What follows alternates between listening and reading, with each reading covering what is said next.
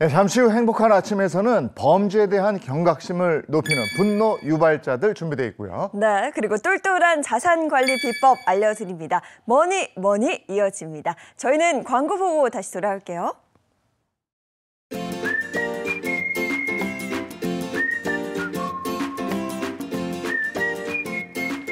안녕하십니까. 행복한 아침 이재용입니다. 안녕하세요. 정예인입니다. 오늘은 2월 13일 화요일이고요. 설 연휴가 끝났습니다. 좀 아쉬우십니까? 설 연휴 동안 가족들 만나서 약주도 좀 하고 이러셨을 텐데 기분 좋게 한잔 하시는 건 좋은데 이 기분으로 운전대를 잡는다. 큰일 나죠. 네. 오늘 분노 유발자들 음주 운전 사고에 대한 얘기 좀 나누겠습니다. 네, 그리고 오늘 머니에서는요. 세제 혜택의 끝판왕이라고 불리는 이 통장에 대해서 알아봅니다. 모르면 손해라고 하니까요. 오늘 이 시간 끝까지 채널 고정해주세요. 자, 화요일 행복한 아침 본격적으로 시작합니다.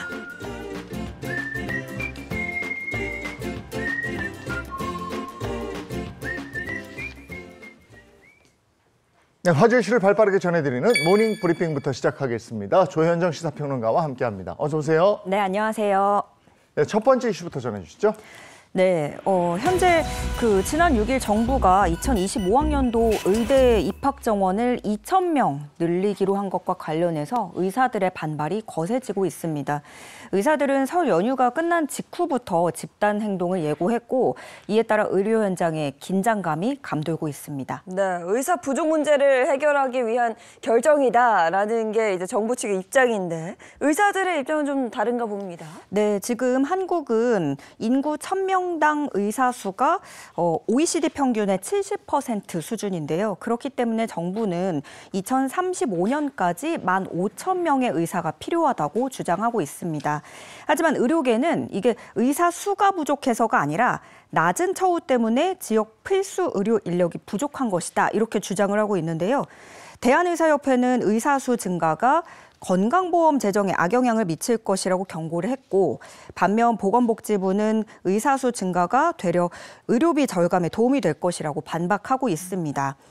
또 이 의사수를 갑자기 늘리면 의대생들 교육하는 데 무리가 오는 건 아닌지 이것도 논쟁인데요.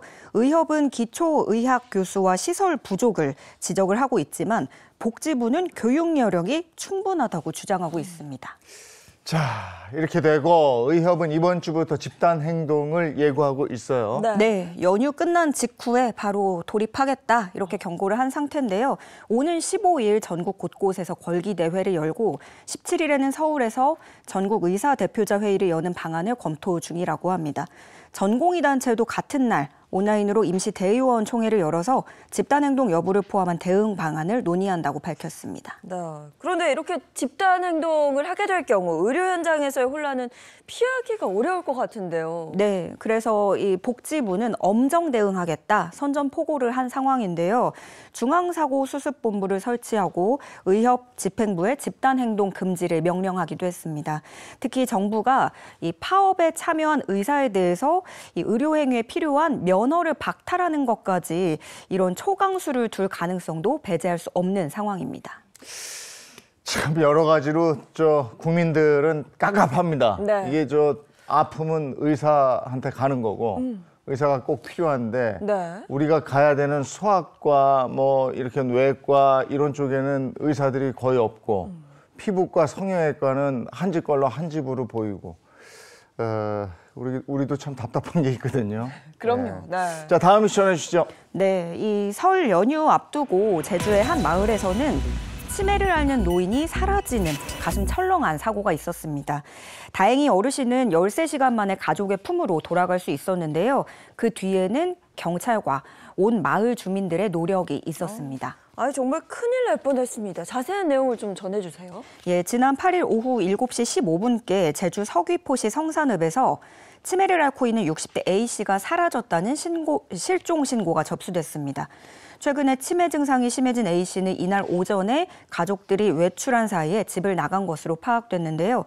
CCTV를 확인한 경찰서장이 직접 현장을 지휘하면서 경찰과 형사팀, 자율방범대, 소방구조견과 마을 주민까지 총 114명이 대대적인 수색을 벌였다고 합니다. 네. 근데 금방 날이 어두워져서 참 힘들었다고 그러는데 어떻게 찾았습니까? 네, 안타깝게도 이날은 A씨를 찾질 못했는데요. 그렇지만 수색은 멈추지 않았습니다.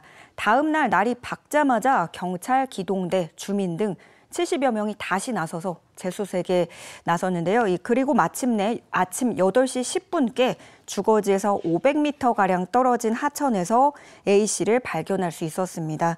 A씨 건강 상태는 양호했고요. 무사히 가족 품으로 돌아갈 수 있었는데 가족들은 많은 경찰들이 새벽 시간대까지 드론을 동원해서 수색하고 아침에도 포기하지 않고 일찍 나와서 수색해준 점에 대해서 감사함을 전했습니다. 아유, 모두의 정성으로 A씨를 찾았고 가족들과 따뜻한 명절을 보낼 수 있었군요. 참 감사한 일입니다.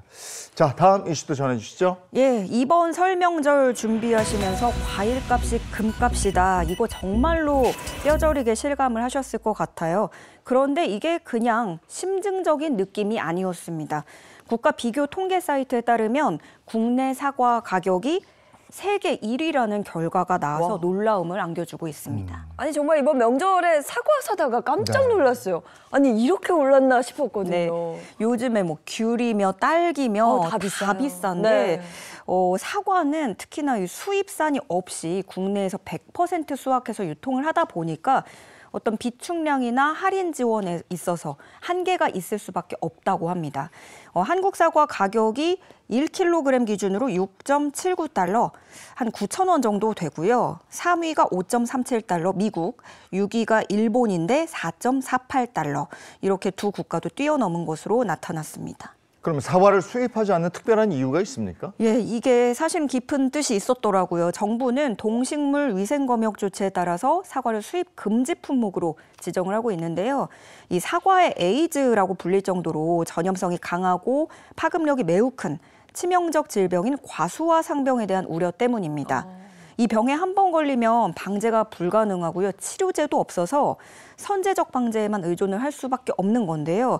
그렇기 때문에 가격을 낮추려고 일부러 사과 수입을 시도했다가 자칫 한반도 사과를 전멸시켜버릴 가능성도 배제할 수 없는 형편이라고 합니다. 아니 이러지도 저러지도 못하는 굉장히 난감한 그런 상황입니다. 네. 그렇다면 정부는 어떤 대책을 세우고 있어요? 이게 뭐냐면 사과 가격이 오르면 다른 과일들도 영향을 받는다는 게 문제입니다. 대체품을 찾다 보니까 도미노로 가격이 상승을 하는 건데요. 정부는 그래서 물가 안정책의 일환으로 사과 수입을 관련 국가와 논의 중이라고 밝히면서 어떤 다각적인 노력을 하고 있음을 강조했지만 쉽진 않은 형편입니다. 이 사과를 수입하려면 총 8단계 절차를 거쳐야 되는데 한반도 풍토와 가장 유사한 일본이 5단계, 통상 압력이 강한 미국이 3단계 수준에서 검토를 거듭하는 것으로 전해졌습니다. 어쨌든 이제 좀 지나면 미국 사과가 차례상에 오를 수도 있다. 이런 얘기로 그럴 들리네요. 수 있을 그죠? 것 같아요. 예. 자, 다음 이슈 전해 주시죠.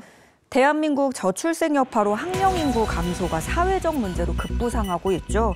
2026년에는 초, 중, 고교생의 이 학생 수가 처음으로 500만 명 아래로 떨어질 거라는 소식입니다. 대한민국 저출생 문제 정말 심각합니다. 자세히 좀 알려주세요. 네, 올해 전국 초중고교생 수는 513만 명에 달합니다. 그런데 한국교육개발원이 발표한 자료에 따르면 2029년에는 427만 명까지 감소할 것으로 예상이 되는데 불과 5년 만에 학생 수가 100만 명 가까이나 줄어드는 셈입니다.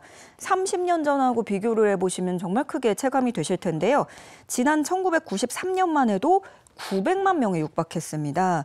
30여 년 만에 학생 2명 중에 1명이 사라지는 꼴입니다.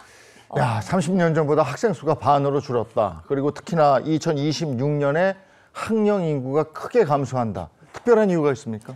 네, 이때가 2007년생들이 성인이 되는 해거든요. 근데 2007년 황금 돼지의 해였습니다. 출생률이 높았고요. 학령 인구의 큰 축을 담당해왔던 나이대입니다. 그래서 그때 태어난 학생들이 2026년에 고등학교를 졸업을 해버리니까 학생 수 감소가 더 눈에 띄게 드러나는 겁니다. 네, 뭐 특히 초등학교 1학년 학생 수를 보면 앞으로 이 학령 인구 감소세가 좀 확연하게 드러난다고요? 네, 이렇게 대거 졸업을 하는데 입학하는 친구들은 별로 없어요. 올해 초등학교 1학년 학생 수가 34만 명, 내년에는 31만 명, 또 2026년에는 29만 명으로 추산이 되는데요. 특히 비수도권 지역 인구가 급격히 감소하면서 2029년에는 전국 17개 시도 가운데 절반 이상에서 초등학교 1학년 학생 수가 1만 명 이하로 떨어질 전망입니다. 교육부 관계자는 학령 인구 감소는 이제 거스를 수 없는 추세라면서 교육 정책의 방향을 심각하게 고민해 볼 필요가 있다고 지적했습니다. 네, 저출생 문제가 문제야라고만 할 게 아니고 이제 행동으로 나설 때입니다. 나중에 큰일 나게 생겼습니다. 네. 자, 오늘 모닝 브리핑 여기까지 하겠습니다. 조현정 평론가와 함께했습니다. 고맙습니다. 네, 고맙습니다.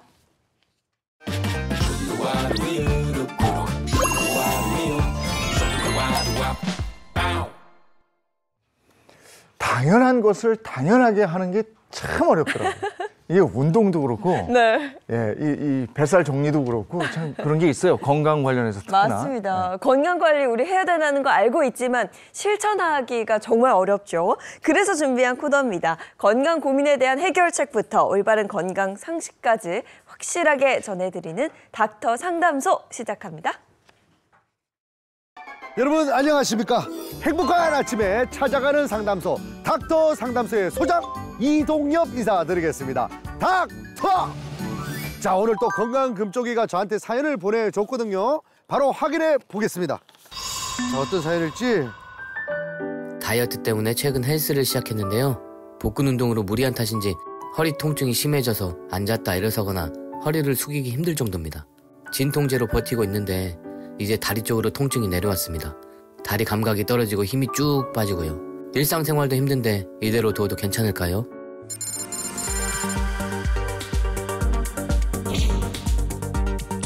허리와 다리 통증, 감각이 떨어지고 힘이 빠지는 증상은 신체에 부담을 준 결과일 수 있습니다. 통증이 계속되거나 심해진다면 전문가인 의사와의 상담을 통해 효과적인 치료 방법을 찾을 수 있습니다. 건강 금쪽이가 허리가 아픈 것 같습니다. 사실 동엽이도 허리가 살짝 좀 아프거든요. 오늘은 제 사심을 좀 넣어가지고 상담을 해볼까 합니다. 자, 그럼 여러분들 따라오세요. 아이고 허리야. 아이고 허리가 아파서 걷지를 못하겠네. 아이고 아이고. 선생님이 여기 계시다고 하던데 우리 선생님 어디 계시지? 아, 여기구나. 이거 큰일 났다. 방사선 구역이라고. 허가되지 않은 사람 출입을 금한답니다. 선생님! 선생님! 아, 선생님 안 계시나 봐요. 어떡하지 이거? 안녕하세요. 네, 안녕하세요. 오늘 제가 만나려고 했던 우리 선생님이세요? 아, 네, 맞습니다. 아, 반갑습니다, 선생님. 선생님, 우리 건강금쪽이가 저한테 사연을 보내왔거든요. 어떤지 좀 봐주십시오. 아, 떨립니다, 떨려요. 증상은 좀 어떻습니까? 이분 빨리 내원하셔서 정밀 검사를 받으시는 게 좋을 것 같고요. 일단 허리 디스크가 가장 의심이 됩니다. 허리 디스크요? 남자의 생명은 허리인데 우리 건강검정이 어떡합니까, 선생님 이제. 자, 빨리 좀 도와주러 오십시오. 고쳐주러 와세요. 아, 제가 공대생이라서 그런지 하드 디스크는 정확하게 알거든요. 근데 허리 디스크는 정확하게 뭔지 잘 모르겠습니다. 네, 허리 디스크는 원래 척추뼈와 뼈 사이에 있는 조직 이름인데요. 이건 우리말로는 추간판이라고도 합니다. 우리가 디스크에 걸렸다라고 흔히들 말씀하시는데 이 디스크는 이 추간판이 손상된 경우를 일컫는 말입니다. 추간판은 질긴 외부층인 섬유륜과 중심부의 젤리 형태의 수액으로 이루어져 있습니다. 안쪽이 액체 형태라서 유동적으로 움직이면서 척추뼈 사이에서 충격을 흡수하고 보호해주는 역할을 하고 허리를 구부리거나 펼 때 자유롭게 움직일 수 있게 하는 역할을 합니다. 하지만 어떤 원인에 의해서 디스크 안에 있는 수액이 섬유륜을 빠져나가거나 제자리에서 벗어나게 되면 주변 신경을 압박하고 염증 반응이 일어나게 되는데 이 때문에 통증이 발생합니다. 아, 그래서 허리 디스크에 걸렸다면 무슨 통증이 동반이 되는 거군요. 네. 허리 디스크의 증상은 어떤 증상이 있을까요? 주된 증상은 요통과 방사통입니다. 허리를 중심으로 엉치까지 광범위하게 통증이 발생하는 경우가 많으며 돌출된 디스크로 인해 신경이 심하게 눌리는 경우 다리나 발이 저리고 힘이 빠지면서 걸음을 걷기 힘든 경우도 있습니다. 허리 디스크를 좀 앓고 있는 그런 분들이 많이 있나요? 네, 저희 병원에 허리 디스크로 내원하시는 분들 굉장히 많습니다. 제가 담당했던 50대 여자분이 계셨는데 그 여자분의 경우에도 무거운 물건을 들다가 허리를 삐끗하셨다고 하셨고 그 이후에 이제 움직일 수 없는 통증 때문에 내원하셨습니다.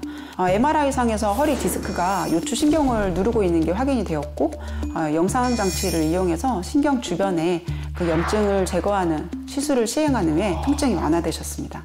허리 디스크가 있는데도 이대로 그냥 방치해두면 이건 어떻게 되나요? 절대 안 되죠. 추간판 탈출이 장기간 지속되게 되면 신경을 계속해서 자극하게 되고 손상을 주게 되어서 감각 이상뿐만 아니라 다리에 힘이 빠지는 하반신 신경 마비 증상도 나타날 수 있습니다. 심한 경우에는 이 탈출된 조직이 분리되어서 영구적인 장애로 남을 수도 있습니다. 듣기만 해도 끔찍할 것 같은데 그러면 허리 디스크는 왜 생기는 겁니까? 주된 원인으로는 교통사고나 낙상과 같은 외상, 노화로 인한 퇴행성 변화, 건강 금쪽이처럼 무리한 운동 등이 있을 수 있습니다. 의자에 비스듬히 기대거나 다리를 꼬고 앉는 등의 잘못된 자세와 무거운 물건을 반복적으로 들어올리거나 비만인 경우에도 허리 관절의 하중을 증가시켜서 손상을 줄 수 있습니다. 살도 좀 빼야 되고 자세도 똑바로 해야 될 것 같습니다. 허리 디스크는 무조건 수술해야 되는 겁니까? 수액이 완전히 터졌거나 하지마비나 장애를 초래한 상태가 아니면은 대부분은 비수술적인 치료로 치료가 가능합니다. 그래요? 네, 먼저 신경 차단술로 통증을 일으키는 신경과 주변 조직으로 약물을 투입해서 통증을 감소시키는 주사 시술이 있습니다. 흉터가 남지 않아서 수술에 대한 걱정이 있는 사람들에게 부담 없이 시행할 수 있습니다. 주사를 시행할 수 없는 경우에는 체외 충격파와 같은 비침습적인 치료도 시행할 수 있는데요. 근본적으로 허리 근육을 강화하는 재활 운동 교육을 같이 시행하게 됩니다. 여기서 잠깐!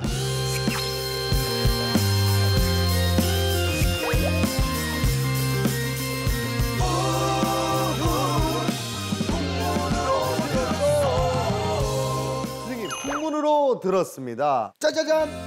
복대를 차면 요통이 사라진다는 얘기가 있습니다.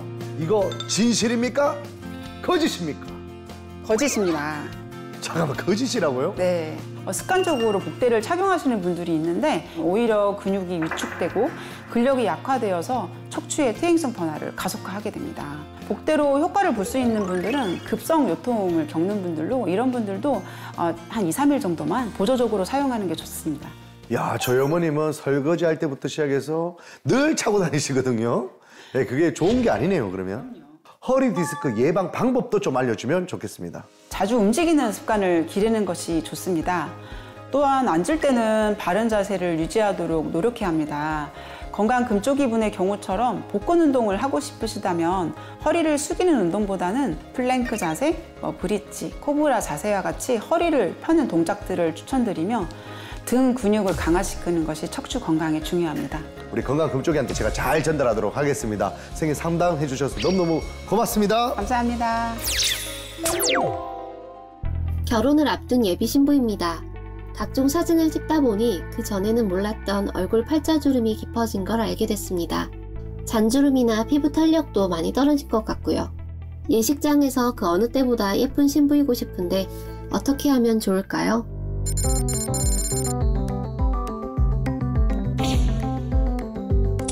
개인의 피부 상태와 원하는 결과에 따라 치료 방법이 다를 수 있습니다.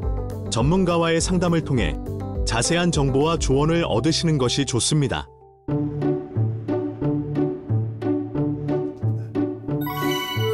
소리가 들리네요. 오.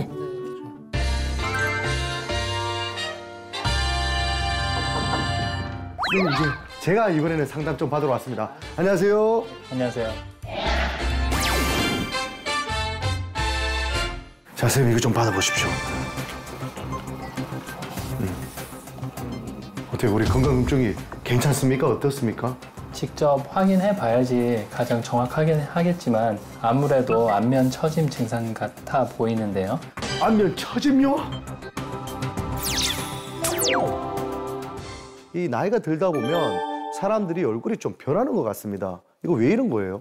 나이 들어감에 따라서 피부 속 콜라겐과 엘라스틴이 감소하고 피부가 이전처럼 탄력적이지 못하거든요. 네.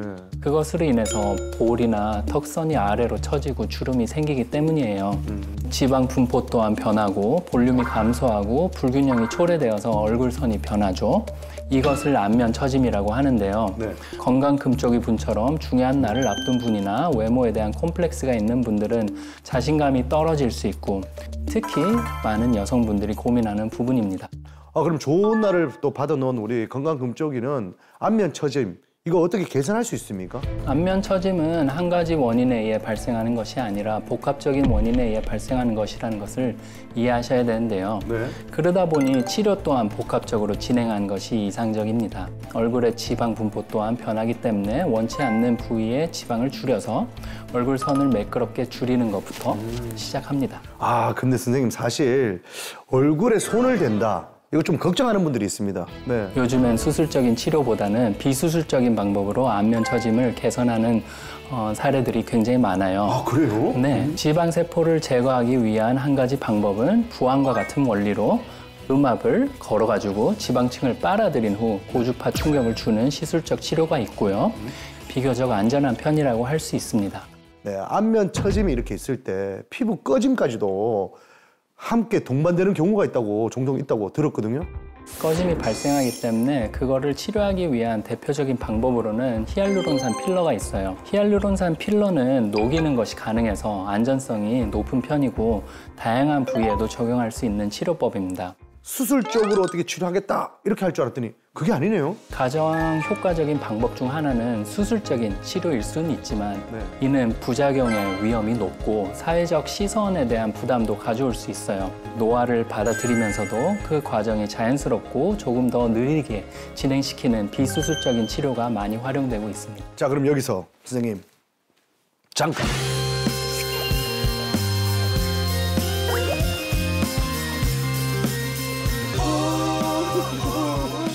풍문으로 들었어. 풍문으로 들었습니다. 필러를 맞고 나서 시간이 좀 지나잖아요. 그러면 이렇게 흘러내린다는 얘기가 있습니다. 이거 진실입니까? 거짓입니까? 거짓입니까? 흘러내렸다기보다는 과도한 양의 주입으로 인하여 피부가 늘어지게 되고 늘어진 피부가 처짐으로 이어진 경우죠.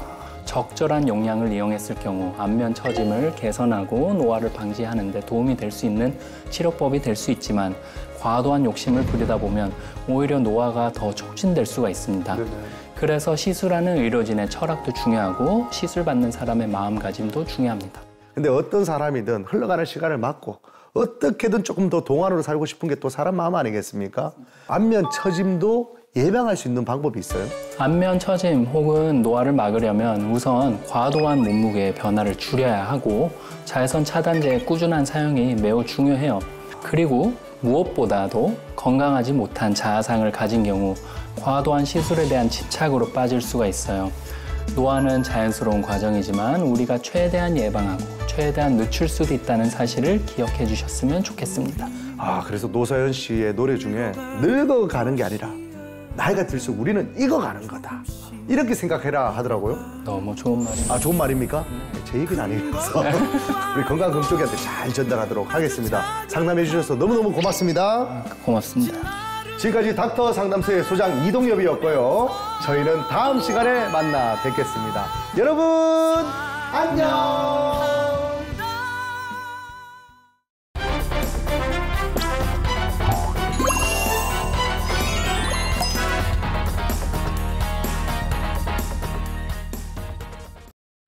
네, 사건 사고를 통해 범죄에 대한 경각심을 높여보는 분노 유발자들. 오늘도 검사 출신 김규현 변호사 그리고 신지연 씨 함께하겠습니다. 어서 오세요. 안녕하세요. 안녕하세요. 자, 카타르에서 열린 아시안컵이 지난주였죠. 네. 막을 내렸습니다. 우리 대한민국은 졌지만 잘 싸웠다라고 저는 얘기를 하고 싶어요. 좀 아쉽죠? 아쉽게 준결승에서 패했는데 그래도 최선을 다한 우리 선수들은 정말 자랑스럽습니다. 네. 한편으로 또 이 선수가 얼마나 그라운드를 뛰고 싶었을까 이런 생각이 드는데 바로 전 제주 FC 소속의 유연수 선수입니다. 네, 유연수 선수 한국 축구의 유망주였습니다. 2022년에 교통사고로 하반신 마비 판정을 받기 전까지는 말이죠. 유현수 선수가 꽃다운 나이 25살, 한창 그라운드를 누빌 나이에 은퇴식을 치러야 했던 이유는 바로 음주운전 때문이었습니다. 네.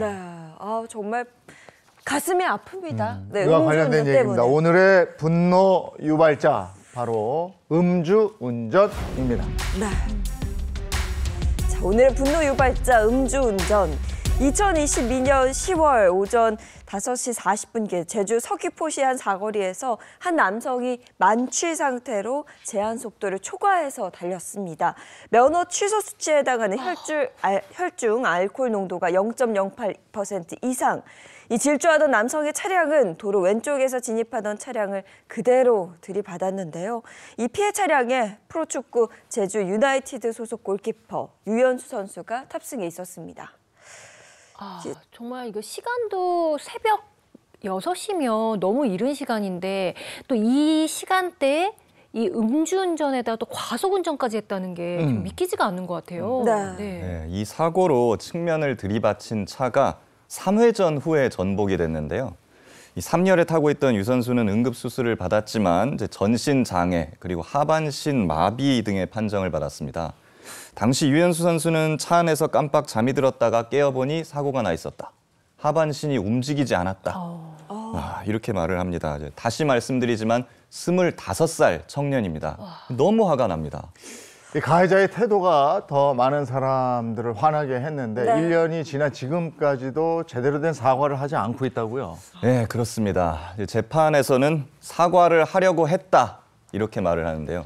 아니, 사과를 했다가 아니고 사과를 하려고 했다. 이건 뭡니까? 아니, 그리고 정작 유 선수 본인이나 가족들은 가해자로부터 연락을 받은 적이 한 번도 없다고 합니다. 그래요? 네. 음주운전 사고를 낸 것도 모자라 지난 1월에는 잠자고 있던 여성 신체 일부를 만진 준강제 추행 혐의도 받고 있습니다. 결국 지난 1월 25일 제주지방법원은 특정범죄 가중처벌 등에 관한 법률 위반, 준강제 추행 혐의로 징역 4년을 선고하고 법정 구속했다고 합니다. 아니 징역 4년이면 사실은 너무 적다는 생각이 들어요. 예, 아니 한 건장한 이 청년이 지금 직업도 잃고요. 그리고 또 장애를 평생 안고 살아가야 되는데 구형이 너무 적은 거 아닌가요? 그러니까 예. 뭐 화가 나지만 예. 이게 지금 우리 현실입니다. 판결문의 일부를 좀 보면요. 피해자 중 유 씨에게 중상해를 입혀 프로축구 선수 은퇴를 하게 만드는 등 피해자들에게 회복하기 어려운 고통을 입혔다. 그러면서도 다만 범행을 인정하고 반성하는 점, 차량 종합보험에 가입돼 치료비 등이 지원되는 점 등을 고려했다라고 합니다. 아니 범행을 인정하고 뭐 반성했다, 보험에 가입했다고 해서 뭐 형을 깎아준 이게 말이 됩니까? 차 사면서 자동차 보험 안 되는 사람이 있습니까? 요즘에? 다 들죠. 네. 네, 물론 이제 반성이나 피해 회복 이런 것들은 이제 고려를 해주는 거는 맞습니다. 근데 왜냐하면 이제 똑같은 죄를 지었는데 한 명은 반성을 하고 피해 회복을 시켜줬고, 근데 어떤 사람은 한쪽은 반성도 안 하고 넌 배 째라 돈 못 준다 이러고 있다고 하면 이 둘을 똑같은 형량으로 처벌을 하는 건 좀 안 맞지 않습니까? 근데 그건 맞는데. 근데 문제는 기본적인 형량 자체가 우리 국민 눈높이에 전혀 맞지 않는다는 겁니다. 그러네요. 예.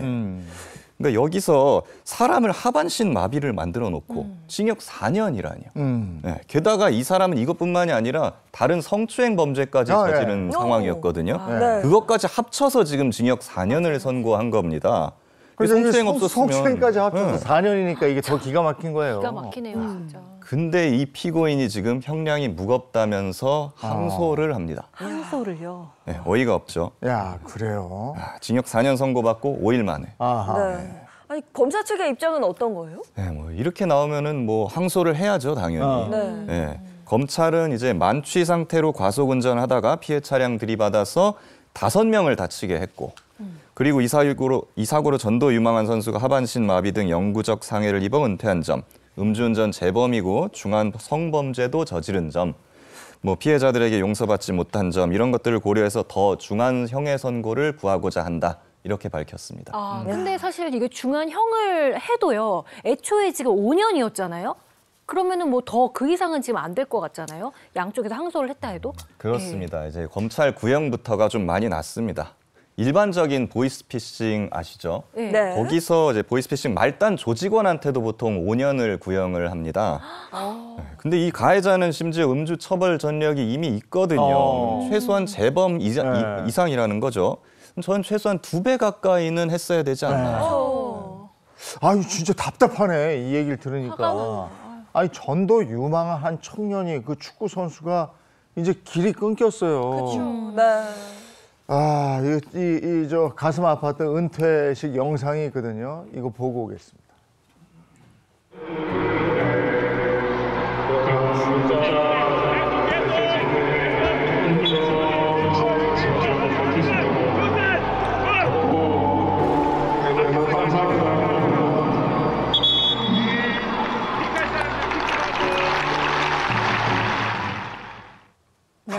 사고 후 1년이 넘도록 재활치료에 매달렸지만 다시 일어설 수 없었습니다. 건강한 모습으로 돌아올 걸 많은 팬들이 응원하고 또 기다렸지만 결국 끝내 그 자리는 채워지지 못했는데요. 은퇴식을 마지막으로 그라운드를 떠나야 했던 유현수 선수의 눈물이 보는데도 너무 찡하네요, 안타깝고 네, 진짜 화가 납니다. 새로운 시작을 저희 모두가 응원하겠습니다. 정말 너무 젊은 나이에 이게 꿈도 잃어버리는데 이 가해자 형량은 그에 비해서 4년이고 또 4년 뒤에 다시 나와가지고 정상적인 또 생활을 하게 되잖아요. 너무 화가 나는데 여기에 또 항소까지 했다고 하니까 정말 더 말을 못 하겠어요. 너무 화가 나네요. 제대로 된 사과도 한 적이 없다고 하니까 하려고 했다.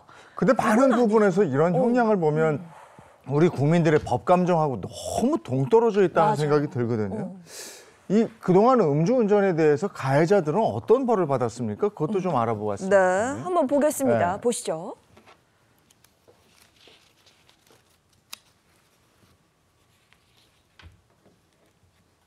다 저런 거예요. 징역 2년. 진짜 가슴이 답답하네요. 그러니까 저러니까 이제 몇 년 살고 나와도 또 음주운전을 하는 게 반복하는 거죠. 쉬워지는 거예요. 네. 사망 사고도 징역 2년밖에 안 나왔다는 게 이게 충격인 거거든요. 아까 뭐 4년 받았다고 해서 이게 뭐 화가 났는데 이건 더 하거든요. 예. 아니 더 큰 벌을 줄 수가 없는 거예요, 법적으로는? 가능은 합니다. 근데 이제 1960년대 음주운전 형량이 얼마였는지 혹시 아십니까? 얼마? 60년대요? 60년. 그때는 지금보다 더 조금밖에 안 됐을 것 같은데. 최대 징역 6개월이었습니다. 아, 그래요? 말도 안 되게 세상에. 낮았죠. 그러다가 이제 음주운전 경각심이 높아지면서 형량이 조금씩 올라갔는데 지금은 최대 징역 6년까지 가능하게 되었습니다. 거기다가 음주운전으로 이제 사고를 낼 경우 형량이 더 올라가는데요. 윤창호법 때문이죠. 이제 음주 상해 사고는 최대 15년, 음주 사망 사고는 최대 무기징역까지 가능합니다. 그러니까 법 자체는 엄벌을 할 수 있게 여건이 어느 정도 마련이 되어 있습니다. 근데 문제는 사법기관이 여전히 옛날의 양형 감각에 매몰돼 있다는 거죠. 지금까지 계속 이렇게 해왔는데 갑자기 이걸 어떻게 바꿔? 이러면서 이제 갑자기 형을 높이는 걸 주저하고 있습니다. 자, 그러면 음주운전 사고에 대한 국민적인 공분을 사고 인식을 바꾸었던 그런 계기가 있었죠. 마음 아프지만 5년 전의 사고 한번 되짚어보도록 하겠습니다. 자, 2018년 면허 취소 수준의 만취 상태로 차량을 운전하던 가해자가 횡단보도에 서 있던 육군 병사 윤창호 씨를 치고 가면서 뇌사 상태에 빠지게 했습니다. 이후 윤창호 씨는 사경을 헤매다 결국 40여일로 사망하고 말았죠. 그때 그의 나이 고작 22살이었습니다. 이 사건은 음주운전자의 처벌을 강화하라는 국민적인 공분이 일어난 계기가 됐습니다. 네, 그 이후에 지금 변호사님도 잠깐 언급을 했습니다만 윤창호법이라고 불리는 특정범죄 가중처벌 등에 관한 법률 개정안 제1 윤창호법 그리고 도로교통법 개정안 제2 윤창호법이 시행이 됩니다. 어떻게 달라졌습니까? 그 이후로? 예, 우선 특가법을 통해서 인명피해를 낸 음주운전 운전자에 대한 처벌 수위를 높이고 음주운전 기준도 강화가 됐습니다. 음주운전 사망사고 시 최소 3년에서 무기징역까지 선고가 가능하고요. 그리고 처벌 대상 혈중 알코올 농도 또한 0.05%에서 0.03%로 하향을 시켰습니다. 그러니까 이제 소주 한 잔만 먹어도 처벌되고 면허가 정지되는 수준인 거죠. 이제 과거에는 또 음주운전을 3번 하면 그때부터 가중처벌을 받았는데요. 지금은 2번만 해도 가중처벌 대상이 됩니다. 아니 그러면은 그 윤창호법 그 시행 이전에는 이제 음주운전해서 뭐 사람을 다치게 하거나 죽게 하거나 이랬을 때 그 처벌 기준이 어땠는지 궁금해요. 그때는 이제 법정형 자체도 음주 상해 사고일 경우에 최대 10년으로 좀 많이 낮았거든요.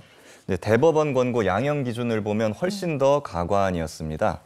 이제 윤창호법 이전에는 음주 사망 사고 시 최대 양형 기준이 징역 3년이었습니다. 그래요.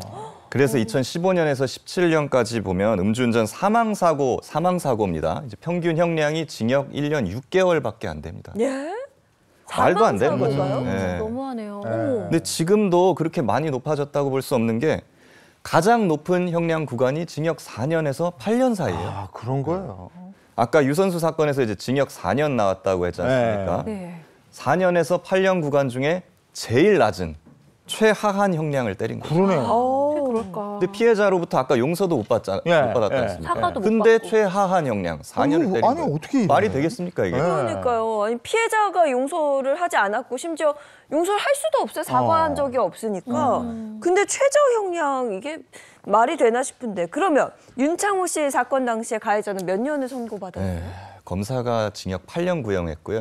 판사가 징역 6년을 선고를 했습니다. 근데 평균 1년 6개월 받던 거에 비하면 이례적이기는 했죠. 워낙 청원도 올라오고 뭐 난리가 났었으니까. 근데 사실 사람이 죽었는데 징역 8년도 많지 않다고 생각합니다만 법이 그렇습니다. 근데 당시에 가해 운전자가 옆에 있는 여성과 딴짓을 하다가 사고를 낸 것이다. 그러니까 특정범죄 가중처벌법 대신에 교통사고 처리 특례법을 적용해 달라 이렇게 주장을 했다고 그러는데 이건 무슨 얘기예요? 네, 그거는요. 이제 당시 기준으로는 음주운전으로 사망 사고를 내면 법정형이 최소 1년부터 30년까지에 해당했습니다. 근데 음주랑 사망 사고를 이걸 다 따로 떼어놓고 보면 음주운전은 최대 징역 1년, 교통사고 치사는 최대 징역 5년. 합쳐도 최고 형량이 6년을 못 넘는 거죠. 이걸 노린 겁니다. 뭐 이게 받아들여지진 않았지만 결과적으로 볼 때 선고형이 결국 6년 나왔습니다. 뭐 이상하지 않습니까? 이상하네요. 뭐 술은 마셨고 음주운전 했는데 사망사고는 또 별개의 문제다. 이거는 좀 이해가 안 되는데요. 그냥 빠져나가려고 소위 말해서 머리 쓰는 그렇지, 거죠. 그렇죠. 머리 쓰는 그렇죠. 거. 그렇죠. 뭐 실제로 또 통계가 있다고 하는데. 자, 그 통계 보면서 얘기를 좀 하겠습니다. 통계표 한 번만 주시고요. 윤창호법 시행으로 음주 운전자에 대한 처벌 수위가 대폭 강화됐다고는 하는데 여전히 10건 가운데 9건 가까이가 집행유예, 벌금형에 그치고 있는 것으로 나타났습니다. 저 표에 보면 알 수 있죠. 작년 10월까지 윤창호법 위반으로 자유형이 선고된 1심 판결은 338건으로 전체 1심 판결 2,403건 가운데 14%에 불과한 수치입니다. 그리고 징역 등 자유형에 처해지더라도 90% 이상이 3년 미만의 처벌을 받는 데 그쳤다고 하는데 그러니까 사람들이 경각심이 없이 계속 반복하게 되는 거 아닌가 이런 생각이 드는군요.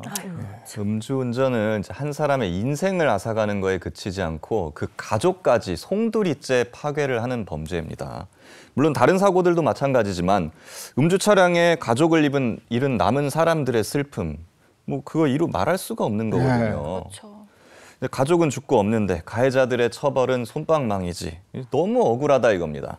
이제 강남 스쿨존 사망 사건만 해도 그렇습니다. 자, 화면 보시죠. 그 또래 아이들을 볼 때마다 그 사이에서 동원이가 당장이라도 나와서 아빠라고 부를 것 같은데 저희는 시일이 지났지만 여전히 지옥 같은 나날을 보내고 있습니다. 네, 지금 생각해도 정말 슬프고 마음이 답답한 그런 사건입니다. 2022년 12월 만취 상태로 차를 몰다 서울 강남구 한 초등학교 앞 스쿨존에서 9살이던 피해자를 숨지게 한 사건 다들 기억하실 겁니다. 당시 가해자는 사고 이후에도 차에서 내리지 않고 인근 자택까지 계속 운전해 공분을 샀었는데요. A씨의 혈중 알코올 농도 수치는 0.128%로 면허 취소 기준을 초과하는 그야말로 만취 상태였습니다. 자, 이른바 이제 강남 스쿨존 사망 사고의 가해자가 지난 11월에 열린 2심에서 감형을 받았답니다. 1심은 징역 7년을 선고했지만 2심은 징역 5년으로 형량을 줄였는데 감형 사유 중 하나는 가해자가 혈액암 투병을 하고 있다라는 이유였습니다. 네. 아니, 암투병을 하는 건 하는 거고요. 이거 죗값은 제대로 받아야 되는 거 아니에요? 그래서 제가 사실 부모 입장에서 아이가 지금 이 세상에 없잖아요. 근데 저분은 아무리 암투병을 하고 있다고 해도 그래도 죗값은 제대로 받아야 되지 않나 싶어요. 피해 나간 거죠. 그러니까 그 얘기를 들어보니까 2심에서 정관 출신 대형 로펌 변호사들을 새롭게 선임을 해서 1, 2심에서 총 5억 원을 법원에 공탁했다고 그러는데 공탁하면 감형됩니까? 이 공탁은 원래 이제 합의에 실패한 피고인이 피해 회복을 위해서 이게 노력을 했다라는 걸 보여주기 위해서 하는 선처 전략인데요. 근데 재판부는 이제 피해자가 수령을 거부하고 있어서 공탁을 한 거는 제한적으로 고려했다라고 의견을 밝혔습니다. 근데 그러면서도 징역 5년으로 감형을 택했는데요. 감형 사유는 피고인이 혈액암을 진단받아 체중이 급격히 감소했다. 피고인이 뼈저리게 후회하고 있으며 그의 가족이 선처를 탄원하고 있는 점 등에 비춰볼 때 재범 가능성이 낮아 보인다. 그리고 또 이거 좀 짚어봐야 돼요. 뺑소니 혐의에 대해서는 1, 2심 모두 무죄 판결을 내렸다 그래요? 네, 사고 직후에 피고인이 자리를 벗어났다가 인근에 있는 본인 집 주차장에 차를 대고 현장으로 돌아왔다. 그러니까 소극적인 보호 조치를 한 사정을 볼 때 뺑소니는 아니다라고 판단을 한 겁니다.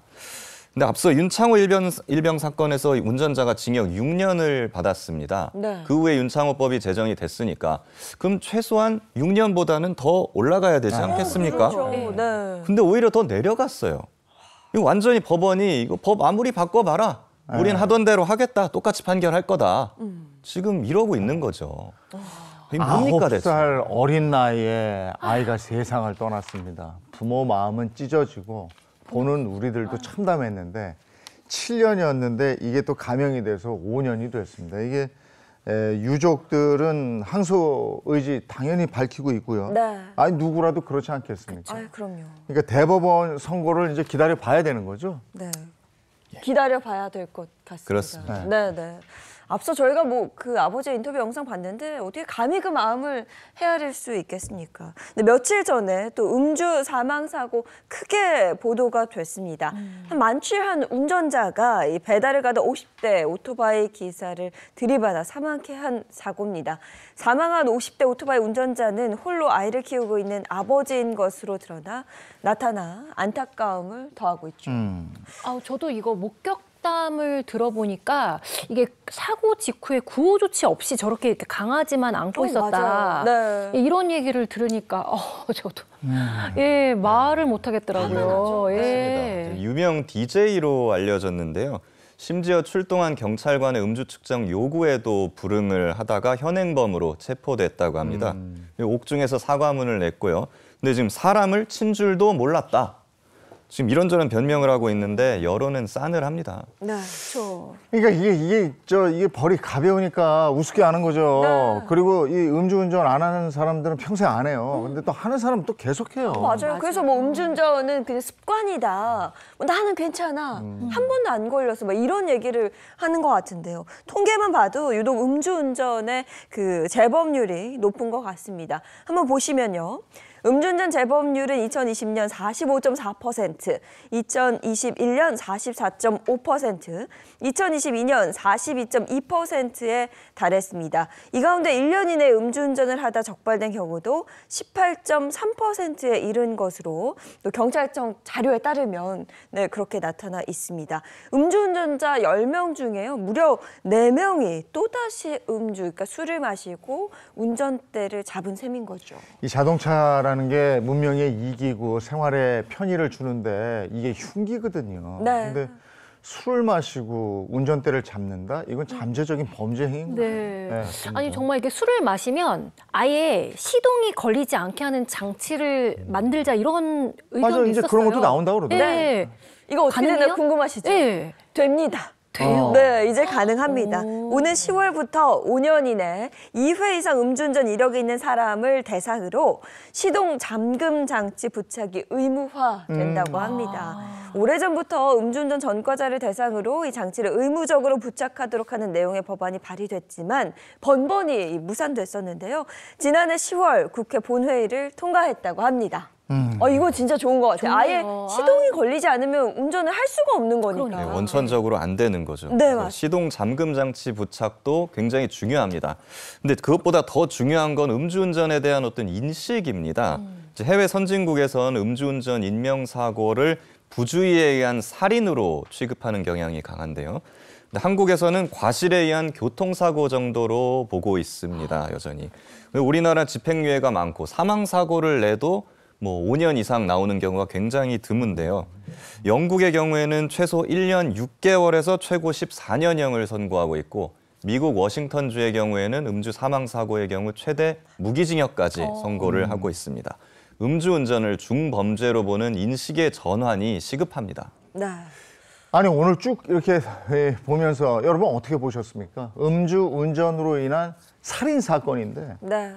이게 법에서 정하는 형량은 야 오늘 깜짝 놀랐습니다. 네. 그러니까 들으면서 저희가 정말 분노할 수밖에 없는 그런 내용이었습니다. 인식 전환과 함께 또 제도적인 보완이 필요합니다. 김규현 변호사 오늘 좋은 말씀 고맙습니다. 감사합니다. 감사합니다.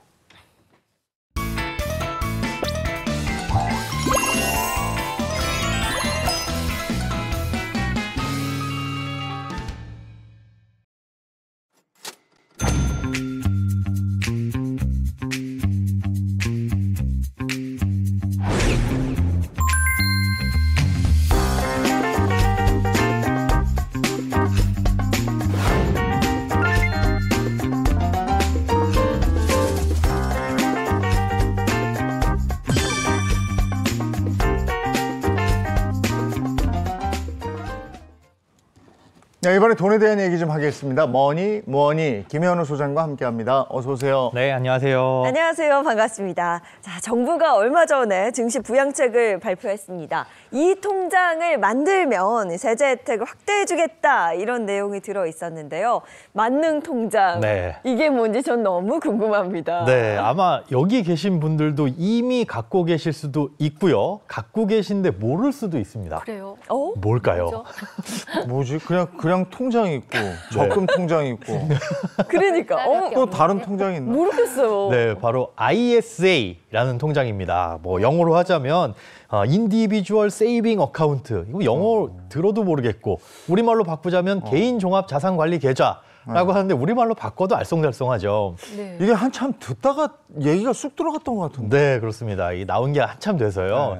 이게 사실은 이 주머니 계좌라고 보실 수가 있습니다. 이건 뭐 예금, 적금 이런 것뿐만이 아니라 이걸 개설하고 나면 이 주머니 안에 뭐 예금, 적금, 주식, 채권 다양한 금융 상품을 굴려서 여기서 나오는 이제 이자나 이런 부분에 대한 세금 혜택을 주는 계좌인데요. 사실 이 제도가 2016년에 도입이 되기는 했었어요. 근데 그때 당시에도 뭐 만능 통장이다 이렇게 많이 홍보를 하면서 이제 정부에서도 가입을 적극적으로 권유를 했거든요. 근데 이 계좌의 특징은 각 금융기관당 이 1인당 모든 금융기관을 통틀어서 딱 하나만 만들 수 있습니다. 그러다 보니까 뭐 은행이든 증권사든 고객 유치에 열을 올렸었죠. 네. 한 번만 가입해 놓으면 이제 다른 곳으로는 가입할 수가 없으니까요. 그래서 그때 당시에 처음에 나왔을 때는 굉장히 뭐 이렇게 시장에서 뜨겁게 이 반응을 하다가 일단은 한번 만들어 놓으신 분들이 다 계시다 보니까 지금 가입자가 한 500만 명 가까이 된다고 합니다. 500만 명이요? 네, 그렇게 한번 가입을 해 놓으니 그 다음에는 이제 시들, 그러니까 만들어 놓고 안 쓰시는 분들도 계시고 뭐 쏠쏠하게 활용을 하시는 분들도 계실 것 같습니다. 500만 명 중에 저는 없는 것 같아요. 저도 없어요. 저는 아직 멀었다 뭐 이런 생각이 드는데. 여기 다 없는데? 처음 들어봤어요. 이거 찾아도 안 나올 것 같아요, 네. 집에서.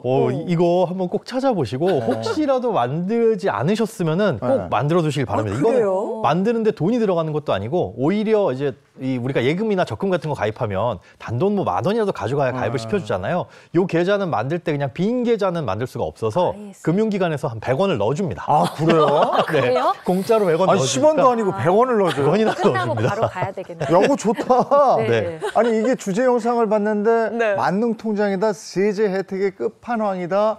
거기다가 지금 얘기 들어보니까 100원도 준다. 야, 이거 안 만들 이유가 없는데. 이 장점 한번 들어볼까요? 뭐가 좋은 겁니까? 네, 좋은 이유는 여러 가지가 있는데요. 일단 첫 번째는 세제 혜택입니다. 세금을 깎아준다는 거죠. 예를 들어서 우리가 1,000만 원을 그냥 일반 예금을 가입했다. 근데 그 1,000만 원의 예금 이자가 5%라고 한다면은 1,000만 원을 가입했으니까 나중에 만기가 됐을 땐 5%인 50만 원을 받을 것 같지만 1,050만 원을 다 받는 게 아니라 50만 원의 이자 소득세 15.4%를 나라에서 떼갑니다. 네. 그러니까 실제로는 50만 원이 내 손에 들어오는 게 아니라 15.4%를 뗀 42만 3천 원의 이자만 받을 수 있는 거죠. 맞아요. 이자 소득세 떼잖아요. 네. 이자 그거 얼마나 낸다고 그거 많이 떼더라고요. 많이 뗍니다. 뭐 10,000원을 받든 10만 원을 받든 이자 소득세는 다 떼는데 이 ISA 계좌 안에서 똑같은 예금을 가입하면 그 이자 소득세를 면제를 해줍니다. 그러니까 3년을 유지한 계좌라고 가정을 했을 때는 이 안에서 발생하는 모든 이자나 배당 소득에 대해서 15.4%의 세금을 떼지 않는다라고 보시면 됩니다. 그러니까 예금 담아두고 펀드 담아두고 이 계좌로 주식 거래할 수 있고 네. 그리고 이익 나면 세금 혜택도 볼 수 있고. 그렇죠. 이거 만능인데 제가 없네요. 왜 이렇게 없지? 트렌디에 뒤져서 이거 참. 네. 이게 만능입니다. 지금 말씀하신 것처럼 네. 여러 가지 금융 상품을 담아놓고 여기서 이자가 발생하면 거기서 세금 혜택도 받을 수 있고 그다음에 손해가 발생할 수도 있잖아요. 네. 근데 그런 것들도 다 손실을 상기하기 때문에 좋은데 여기에서 이 세금 혜택과 함께 이 시너지를 일으켜서 이 효과를 극대화할 수 있는데 이 효과는 어떤 효과일까요? 아, 잠깐만요. ISA 계좌에 가입하면 그 땡땡 뭐 네모 효과를 극대화할 수 있다 이건데. 세금 15점 그걸 줄인다니까 절세 효과 절세 아니에요? 효과겠죠. 방금 세금 얘기하셨으니까. 네. 그렇죠. 그런데 세제 혜택이라고 했으니까. 아니면 뭐 좀 고급스럽게 금융치료?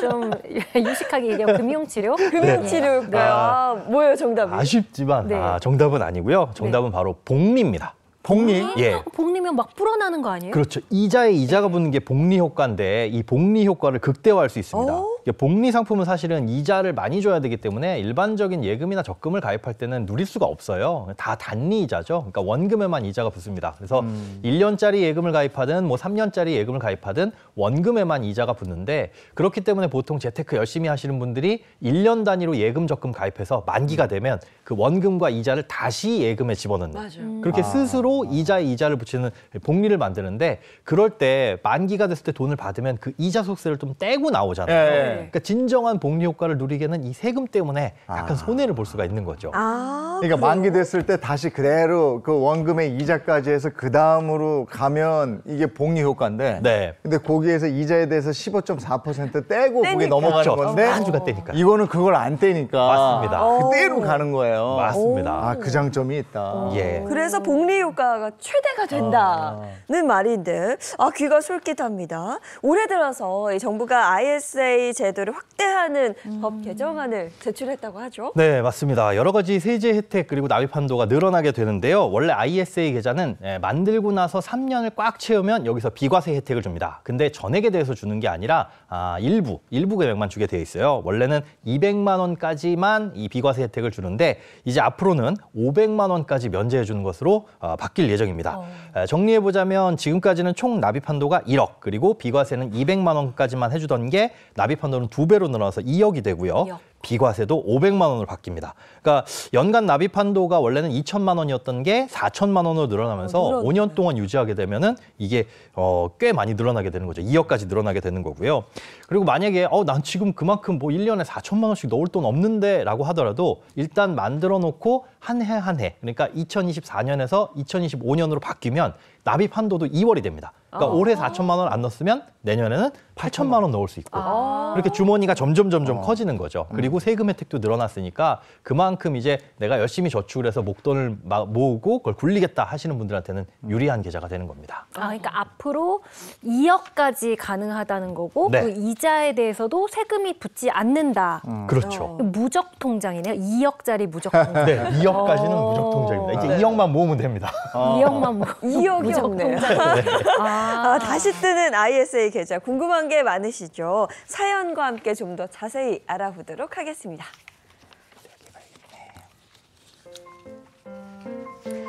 안녕하세요. 연말정산 세액공제, 노후 대비 등을 위해 ISA 계좌를 개설하려고 하는데요.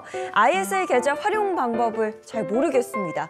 그리고 저는 현재 개인연금 계좌와 IRP 계좌를 갖고 있는데요. ISA 계좌 만기가 되면 세액공제를 받을 수 있다고 들었습니다. 그럼 연금 계좌와 IRP 계좌에 세액공제 가능한 최대 금액인 900만 원을 납입하고 또 추가로 세액공제 혜택을 받는 게 가능할까요? 라는 사연을 보내주셨습니다. 네, 꽤 많이 알고 계신 분 같아요. 네. 재테크에 관심 많으신 분 같은데 많으시네요. 예, 하나하나 이제 살펴보겠습니다. 일단 ISA 통장부터 만들려면 이 가입 조건에 따라서 통장의 종류도 달라집니다. 일단 소득 수준에 따라서 일반형, 서민형, 농어민형 이렇게 세 가지로 나뉘는데요. 일반형은 그냥 소득에 상관없이 19세 이상이면 누구나 가입할 수 있고요. 서민형은 이 비과세 혜택이 좀 더 큽니다. 대신에 총 급여액이 5천만 원 이하이거나 종합소득이 3,800만 원 이하이신 분들만 가입이 가능하고요.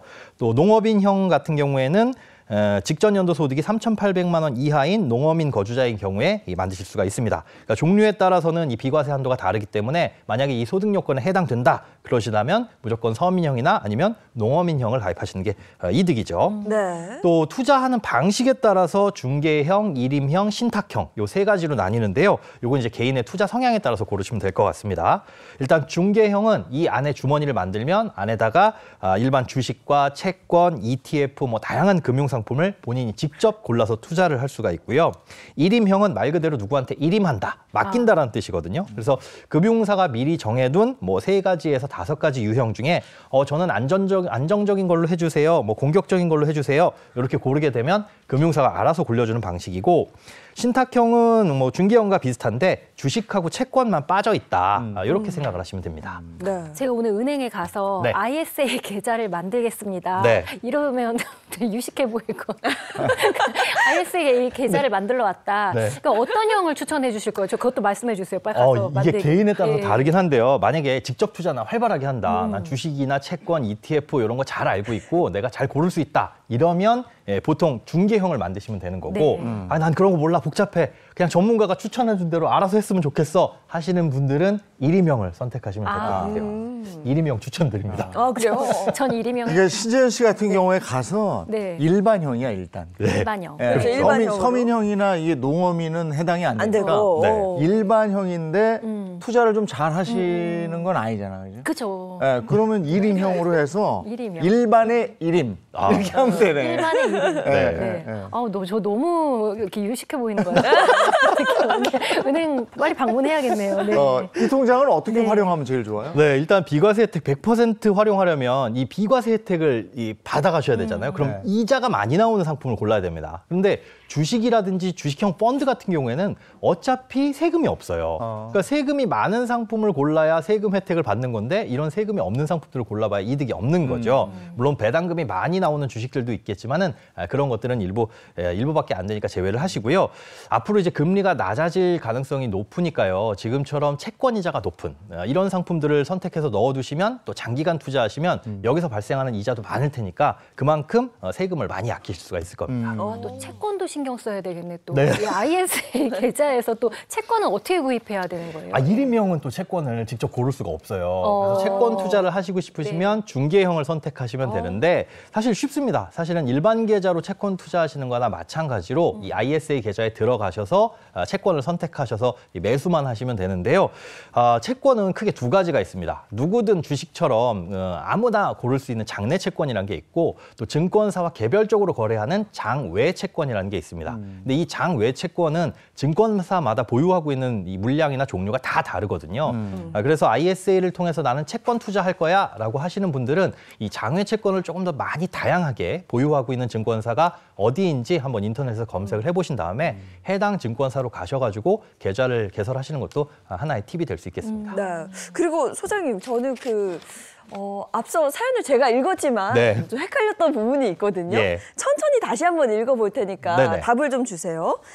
사연 주신 분의 질문 중에 이 절세 통장인 연금저축이나 IRP 계좌에 세액 공제가 가능한 900만 원을 넣고 네. ISA 계좌에서 중복으로 세금 혜택을 받는 게 가능하냐라고 네. 하셨거든요.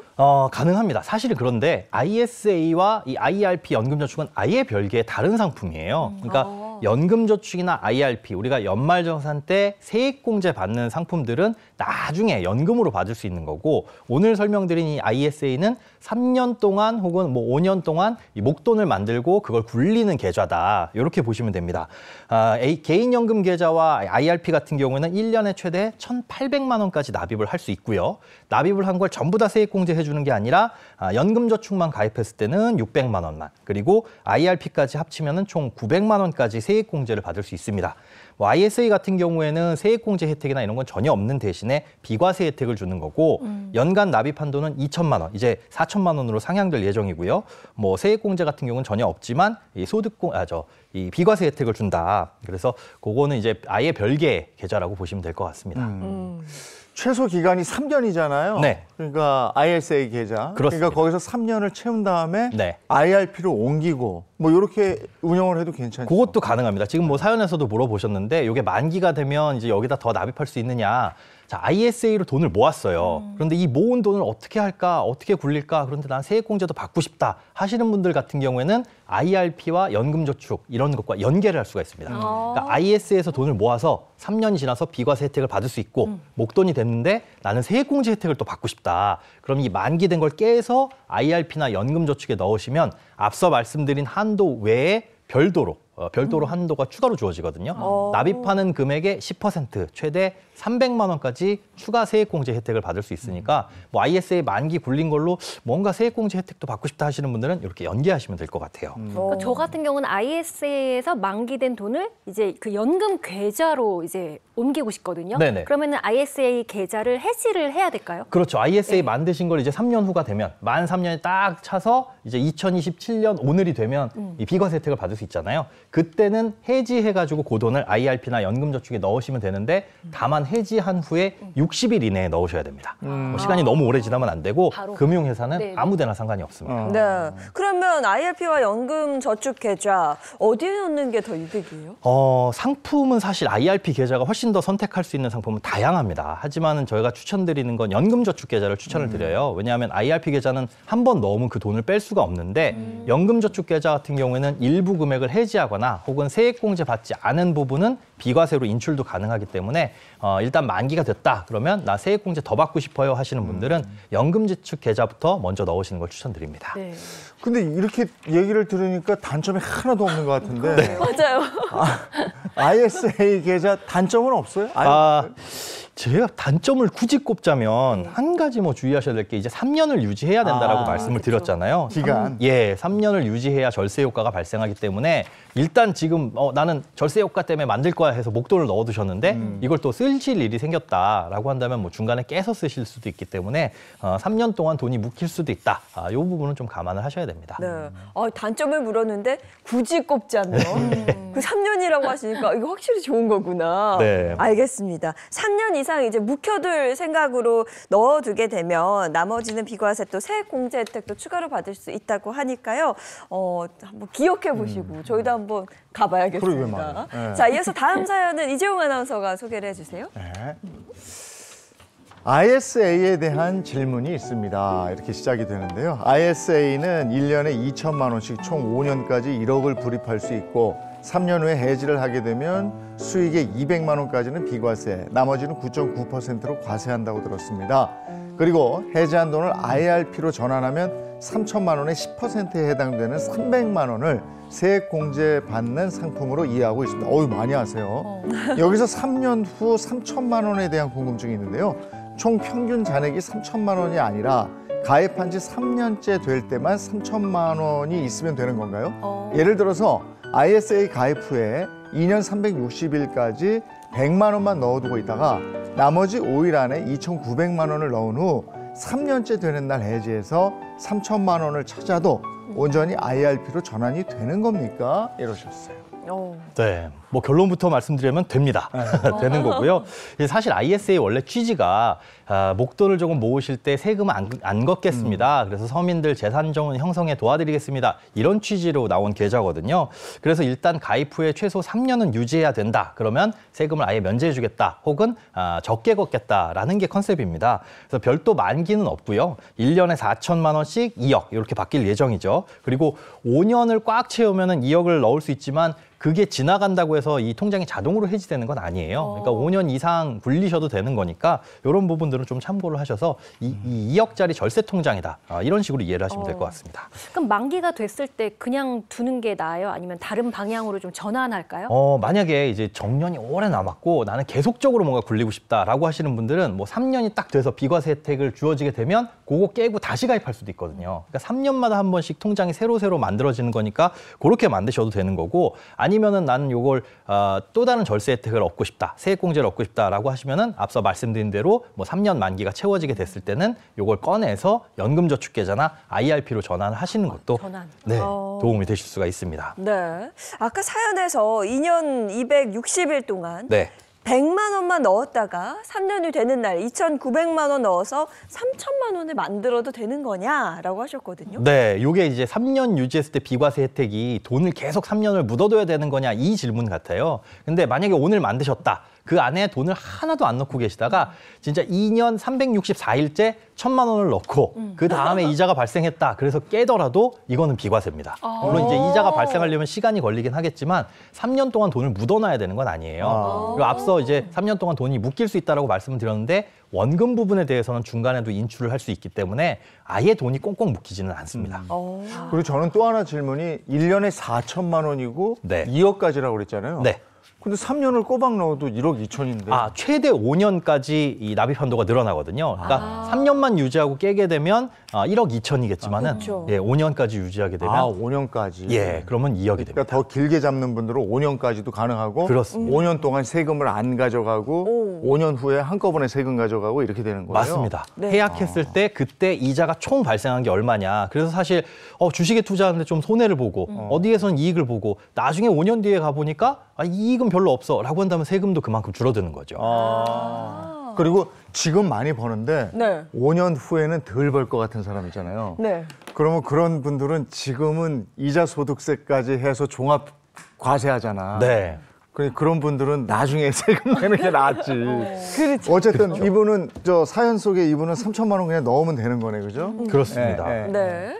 요때 이제 알아두시면 좋을 게 세액공제를 받지 않는 돈. 그러니까 ISA에서 IRP다 연금저축으로 넘겼을 때 세액공제를 받지 않는 돈들이 남을 수가 있어요. 왜냐하면 10%만, 그러니까 3천만 원을 넣었을 때 300만 원만 해주고 나머지 2,700만 원은 세액공제를 안 해주거든요. 그럼 이 돈은 그냥 거기서 썩고 있느냐? 이건 아닙니다. 이 연금저축 계좌에 넣으셨을 때는 세액공제 받지 않은 부분에 대해선 언제든지 인출이 가능하고 혹은 그 다음 연도에 세액공제를 또 받을 수도 있거든요.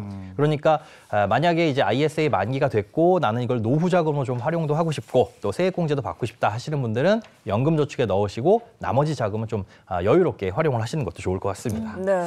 ISA가 진작에 나왔는데 왜 몰랐지? 아니 2016년에 나왔다면 저는 그때 직장 생활 할 때인데 네. 왜 모르셨던 거예요? 아니 창구에 있는 은행 직원들은 왜 나만 이렇게 골라서 얘기를 안 해준 거야? 저도 육아하느라 바빴었어요. 몰랐네요, 정말.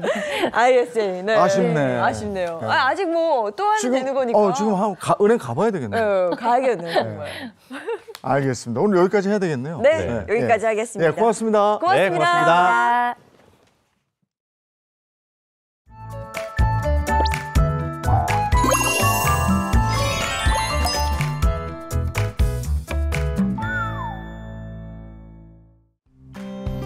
안녕하세요, 마지연입니다. 일상으로 돌아온 첫날 때이른 봄이 찾아왔습니다. 오늘은 아침에도 영상권으로 출발을 했고요. 낮 기온은 서울 14도, 부산 17도 등 10도를 크게 웃돌겠습니다. 오늘은 3월 하순과 같은 포근함이 예상됩니다. 네, 오늘 전국이 대체로 맑고 비 소식도 없습니다. 다만 아침까지 내륙을 중심으로 안개가 짙게 낄 텐데요. 가시거리가 1km 아래로 떨어지는 곳도 있는 만큼 교통안전에 유의가 필요합니다.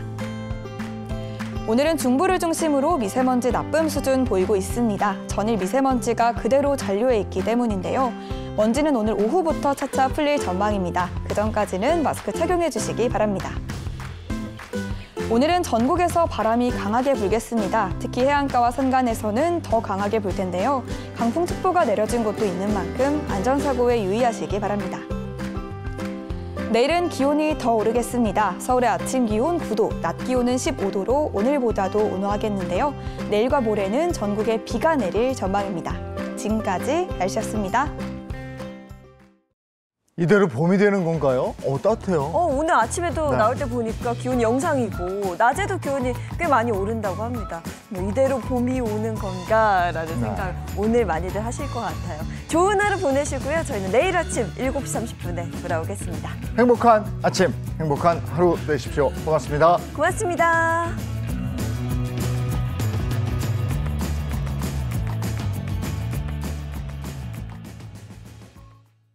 채널 A